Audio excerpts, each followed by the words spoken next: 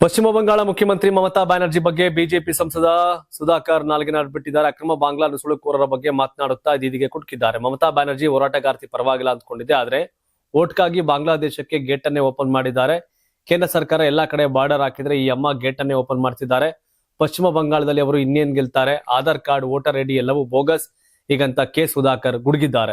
ವಿಮಾನ ದುರಂತದಲ್ಲಿ ಅಜಿತ್ ಪವಾರ್ ನಿಧನದ ಬೆನ್ನಲ್ಲೇ ಕರ್ನಾಟಕದಲ್ಲೂ ಅಲರ್ಟ್ ಘೋಷಿಸಲಾಗಿದೆ. ಸಿಎಂ, ಡಿಸಿಎಂ ಸೇರಿದಂತೆ ಸಚಿವರು ಓಡಾಡುವ ಜೆಟ್ಗಳ ತಪಾಸಣೆಗೆ ಪೊಲೀಸ್ ಅಧಿಕಾರಿಗಳು ಸೂಚನೆ ನೀಡಿದ್ದಾರೆ. ಮಂತ್ರಿಗಳ ಬಳಸುವ ಜೆಟ್ಗಳು ಯಾವುವು, ಆ ಜೆಟ್ಗಳಲ್ಲಿ ಈ ಹಿಂದೆ ಯಾವುದಾದ್ರೂ ಟೆಕ್ನಿಕಲ್ ತೊಂದರೆ ಆಗಿದೆಯಾ ಅಂತ ಜೆಟ್ಗಳ ಬಗ್ಗೆ ದೂರುಗಳಿದ್ರೆ ಮಾಹಿತಿ ಪಡೆದುಕೊಳ್ಳಿ ಹೀಗಂತ ಸಿಎಂ ಆಪ್ತ ಕಾರ್ಯದರ್ಶಿಗಳಿಗೆ ಪೊಲೀಸ್ ಇಲಾಖೆ ಸಲಹೆ ನೀಡಿದೆ. ಹಾಗೂ ದೂರುಗಳು ಬಂದಿರುವ ಜೆಟ್ಗಳನ್ನೇ ಬದಲಿಸುವಂತೆ ಹೇಳಿದ್ದಾರೆ.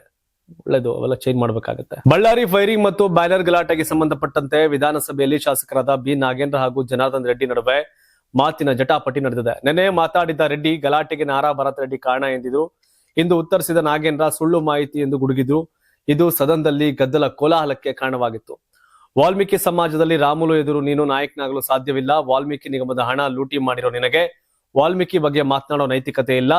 100 ಜನ್ಮ ಹುಟ್ಟಿ ಬಂದ್ರು ನೀನು ನಾಯಕನಾಗೋಕೆ ಸಾಧ್ಯವಿಲ್ಲ ಅಂತ ಜನಾರ್ದನ್ ರೆಡ್ಡಿ ಗುಡುಗಿದ್ರು. ಇದರಿಂದ ರೊಚ್ಚಿಗಿದ್ದ ನಾಗೇಂದ್ರ ಮೇಜು ಕುಟ್ಟಿ ಸವಾಲು ಸ್ವೀಕರಿಸಿದ ಘಟನೆ ಕೂಡ ನಡೀತು.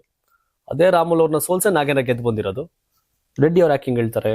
ಯಾರಾಗ್ತಾರೆ ಎಂಎಲ್ಎ ಅಭ್ಯರ್ಥಿ 2028 ಶೀಘ್ರದಲ್ಲೇ. ಪ್ರತಿದಿನ ಒಂದೊಂದು ಕ್ಷೇತ್ರದ ಟಿಕೆಟ್ ಆಕಾಂಕ್ಷಿಗಳ ಸಂಪೂರ್ಣ ಮಾಹಿತಿ ಪೊಲಿಟಿಕಲ್ ಜರ್ನಲಿಸ್ಟ್ ಕೆಎಂ ಶಿವಕುಮಾರ್ ಅವರಿಂದ. ಕರ್ನಾಟಕದ ನಂಬರ್ 1 ಡಿಜಿಟಲ್ ಮೀಡಿಯಾ ನಿಮ್ಮ ನೆಚ್ಚಿನ ಕರ್ನಾಟಕ ಟಿವಿಯಲ್ಲಿ ಮಾತ್ರ. ನೀವು ಸಣ್ಣ ಆಗ್ಬೇಕಲ್ವಾ? ಅದು ಒಂದು ಉತ್ತಮ ಆಹಾರದಿಂದ ಸಣ್ಣ ಆಗ್ಬೇಕಲ್ವಾ? ಪ್ರತಿದಿನ ನಮ್ಮ ಜೀನಿ ಸ್ಲಿಮ್ ನ ಯೂಸ್ ಮಾಡಿ ಯಾವುದೇ ಸೈಡ್ ಎಫೆಕ್ಟ್ ಇಲ್ದಂಗೆ ನೀವು ಸಣ್ಣ ಆಗ್ತೀರಾ.